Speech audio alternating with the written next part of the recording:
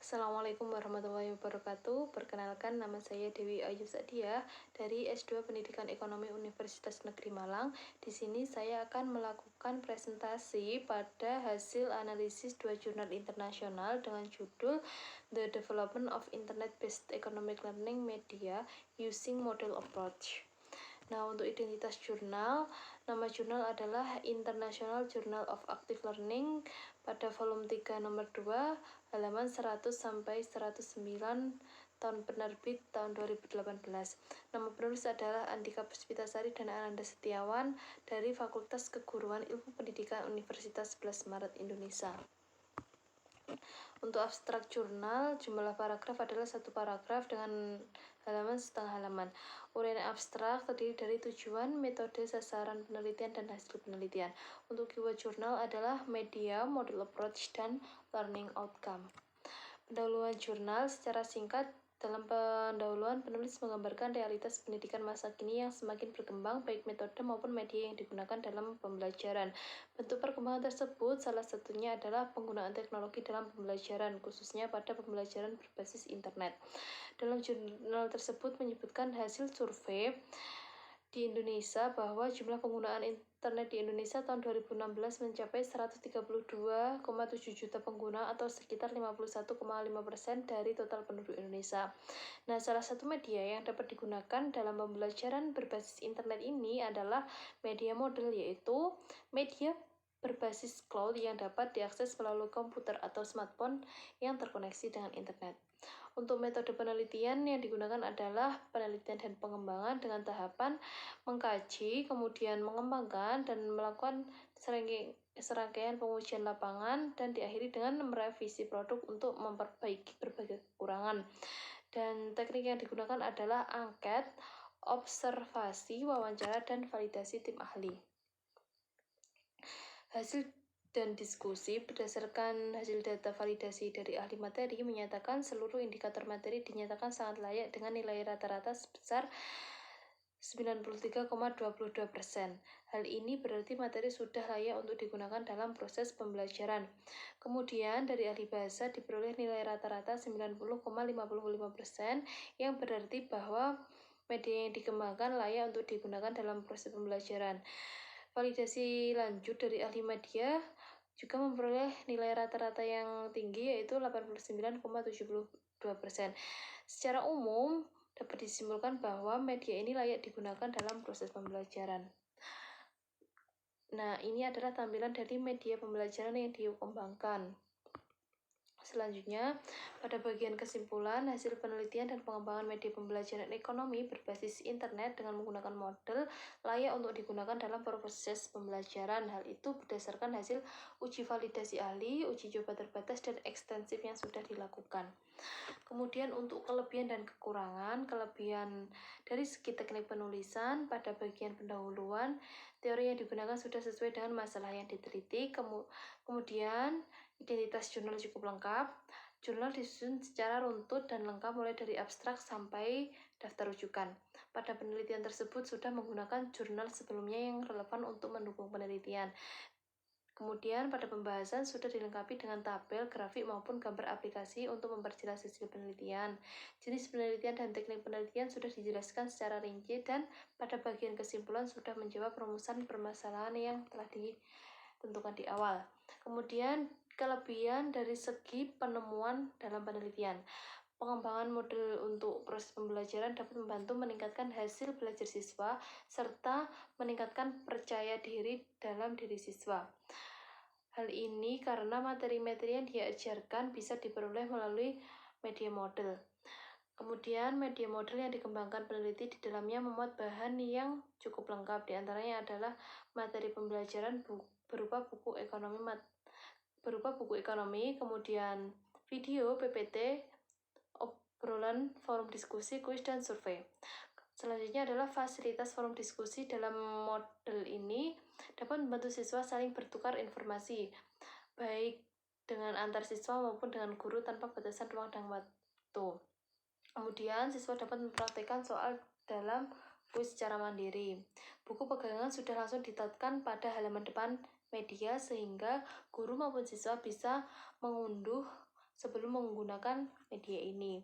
Kemudian dengan pemanfaatan model dalam pembelajaran, siswa bisa mengakses materi di mana saja dan kapan saja. Selain itu, biaya yang digunakan untuk mengakses materi lebih terjangkau dengan bermodalkan paket internet. Terlepas dari kelebihan, jurnal ini juga memiliki kekurangan, antara lain adalah pada bagian abstrak belum menyebutkan pendahuluan atau gambaran singkat masalah yang diteliti. Selanjutnya adalah pada bagian pengantar belum menyebutkan tujuan penelitian sehingga perlu ditambahkan tujuan. Selain itu, di akhir juga belum menyebutkan rumusan masalah yang berisi hal-hal yang akan diteliti dan disampaikan dalam bentuk pernyataan. Pada bagian metode juga belum menyebutkan model pengembangan yang digunakan, misalnya menggunakan model Brock and Gall atau ID atau Dick and Carey. Kemudian hasil pembahasan belum membandingkan hasil temuan dengan teori sehingga perlu ditambahkan teori pendukung supaya hasil penelitian lebih akurat. Selain itu, sisi kekurangan dari segi penemuan dalam penelitian. Untuk mengakses media modul ini menggunakan internet, sehingga media ini cocoknya untuk siswa atau guru yang tempatnya terjangkau internet. Sementara itu untuk daerah yang internetnya kurang stabil, media ini kurang cocok. Kemudian materi yang ditampilkan pada model direspon siswa dengan berbagai pemahaman yang berbeda, sehingga peran guru tetap dibutuhkan dalam memperjelas maksud dari isi materi. Dan tes yang tersedia dalam modul hanya untuk mengukur kemampuan kognitif siswa, akan tetapi untuk mengukur kemampuan psikomotorik belum terdapat dalam model tersebut. Selanjutnya adalah jurnal kedua dengan judul The Effectiveness of Discovery Learning Model Based on Sparkle, VideoScript, and Chart on Economic Learning Outcome. Identitas jurnal ini jurnal diambil dari Journal of Economic Education pada volume 9 nomor 2 dengan halaman 130 sampai 135, tahun penerbit 2020. Penulis adalah Oke Anggraini Eko Prasetyo Partono Thomas dari Pascasarjana Universitas Negeri Semarang, Indonesia. Kemudian untuk abstrak terdiri dari satu paragraf setengah halaman. Uraian abstrak terdiri dari gambaran singkat masalah penelitian, tujuan penelitian, metode dan sasaran penelitian, serta hasil penelitian. Untuk keyword jurnal adalah Sparkle, VideoScript, Media Chart, Discovery Learning, Interest in Learning, dan Learning Outcome. Untuk pendahuluan jurnal, secara singkat dalam pendahuluan penulis menggambarkan hasil ulangan harian pertama siswa Seman Randu Ongkal 1 mata pelajaran ekonomi yang menunjukkan siswa masih belum mencapai standar kriteria minimal. Guru masih kurang inovatif sehingga minat belajar siswa relatif masih rendah. Untuk itu, penggunaan media pembelajaran yang tepat diharapkan dapat mengatasi masalah tersebut.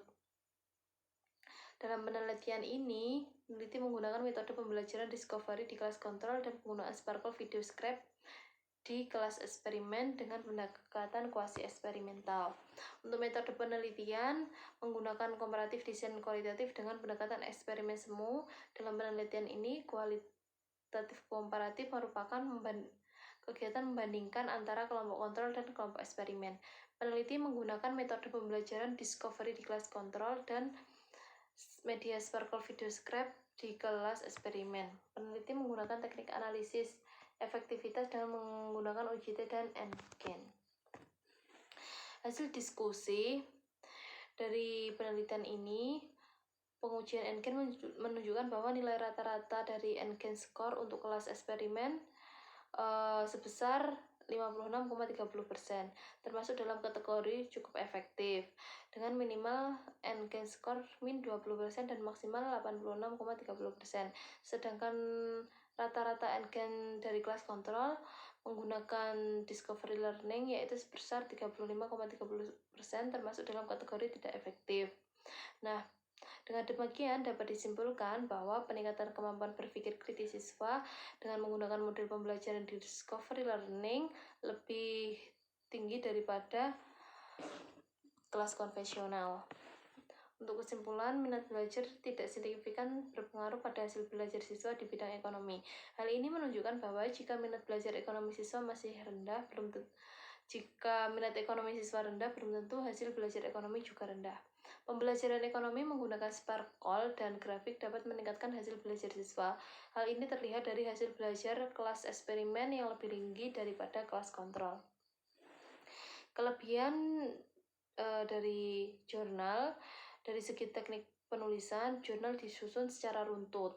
Kemudian identitas jurnal sudah cukup lengkap, teori yang digunakan sudah dicantumkan sesuai dengan masalah yang diteliti. Kemudian pada penelitian tersebut sudah menggunakan jurnal yang relevan. Pada bagian metode menggunakan diagram alir untuk memudahkan pembaca. Pada pembahasan sudah dilengkapi dengan tabel hasil penelitian dan diberikan uraian penjelasan dari tabel tersebut.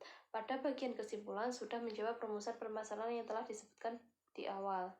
Kemudian kelebihan dari segi penemuan dalam penelitian, video scribe merupakan aplikasi yang digunakan untuk membuat sebuah video dengan animasi tulisan tangan. Di dalamnya juga didukung oleh berbagai animasi yang menarik sehingga memudahkan dalam menyampaikan pesan karena lebih menarik dan tidak membuat siswa cepat bosan.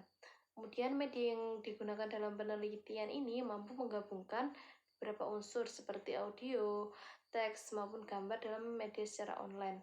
Penggunaan media mampu memusatkan perhatian siswa pada saat kegiatan belajar sehingga dapat tersampaikan dengan lebih efektif.